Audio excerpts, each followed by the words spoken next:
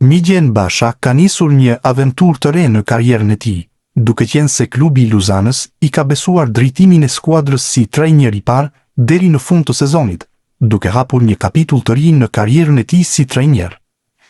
Ai do të jetë në pankinë së bashku me Markus Neumayr, në një moment delikat për klubin zviceran, i cili po përballet me objektivin e mbijetesës në elitë.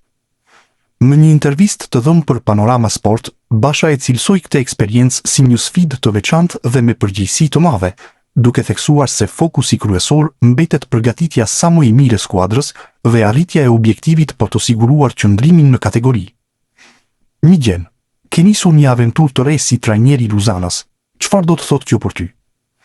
Jam shumë i lumtur për këtë eksperiencë, edhe pse do të jetë vetëm 5 javësh. Nuk e prisja që do të ndodhte, por tani do të mundohemi t'i përgatisim ndeshjet sa më mirë dhe të sigurojmë mbijetesën. Çfarë do të thotë për ty të besohet drejtimi një skuadre me histori si Luzana?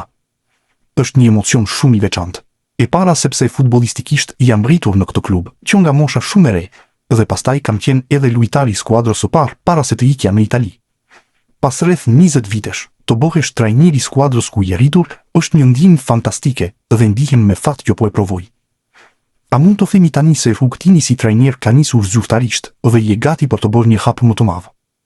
Ende jo, sepse do të jetë një eksperiencë e shkurtër dhe po ashtu deri tani kam qenë më shumë me skuadrat në akademi dhe futbolli profesionist do të jetë shumë ndryshe.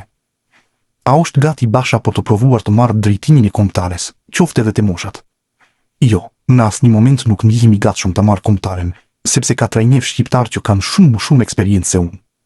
Ndoshta te moshat mund të jetë një mundësi për të ardhmen, por edhe këtu besoj që ka trajnerë shqiptar që meritojnë të kenë një shans dhe të stërvitin grup moshat.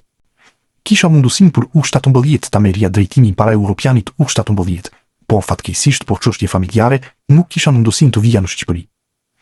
Me që jemi te kombëtarja, me paraqitjet dhe rezultatet e arritura, a duhet rinovuar kontrata i Silvinus?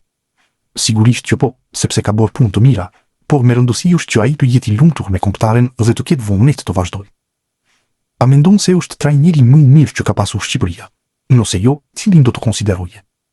Më vjen keq ta them, sepse kam shumë respekt për të si ish lojtar dhe si trajner shumë i mirë, por për mua mbetet De Biasi, sepse krijoi një skuadër shumë solide, edhe pse kishim më pak kualitet se sot, dhe kualifikimi për herë të parë është më i veçantë.